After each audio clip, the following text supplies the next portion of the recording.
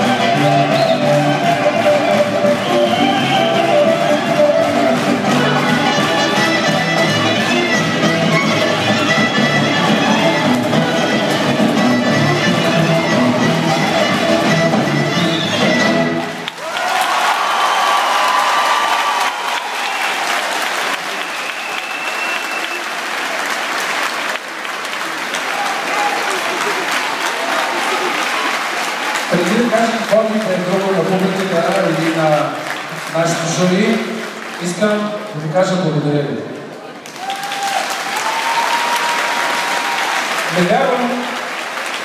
вярвам тук да е останала душичка недокосната от вас, че ще имате. Благодаря ви още веднъж.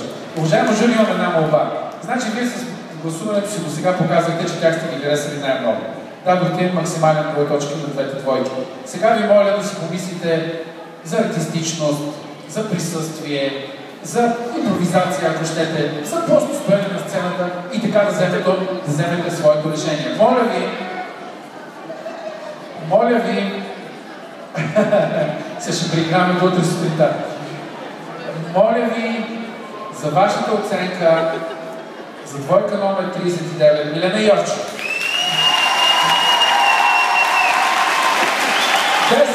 10 и 10. Какво ще правим сега? И моля оценете Камелия Боян. Разбрах. Лошото, че не се падна на Ани да ги играе. И така. Моля ви, останете някъде тук съвсем близо. Наистина силни благодарности, страхотни